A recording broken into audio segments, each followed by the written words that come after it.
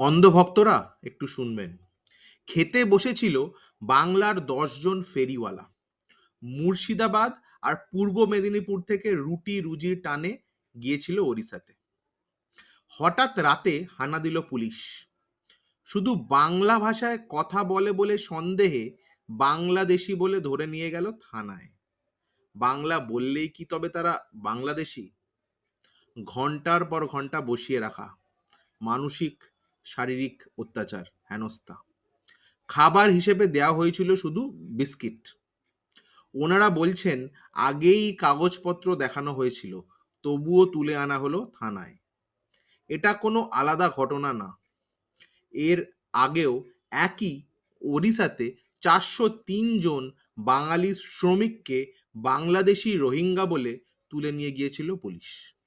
পরে কাগজ দেখে আবার ছাড়তে হয়েছে। ইভেন কিছু লোকজন তো বলছেন যে এটা পুরোপুরি পরিকল্পিত, আগে থেকে ভাবা বিষয় আর কি, তা যাতে বাংলার লোকজন ওইসব জায়গায় কাজ করতে না যায়, আর কাজ করতে গেলে যেন প্রবলেম ফেস করতে হয়। এখন ওড়িশায় বিজেপি সরকার, দিল্লিতে বিজেপি সরকার, আর বাংলার মানুষের ভাগ্যে জুটছে শুধু সন্দেহ, ধরপাকড় আর অপমান। বিজেপি শাসিত রাজ্যগুলির লোকজনও কিন্তু বাংলায় আসে কাজ করতে, তাদের কিন্তু কোনো প্রবলেম হচ্ছে না, তারা প্রবলেম ছাড়া কাজ করছেন, ইনকাম করছেন। তাহলে বাংলার মানুষদের সাথেই কেন এরকম হবে বারবার? জবাব চাই, জবাব দাও। বাংলায় এসে চিৎকার করে বাঙালিদের থেকে ভোট চাইছেন, আর বাইরে গিয়ে বাঙালিকেই বাংলাদেশি বানিয়ে দিচ্ছেন।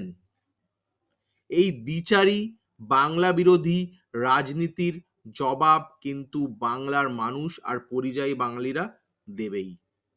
কেউ কিছু ভুলছে না কিন্তু, মাথায় রাখবেন।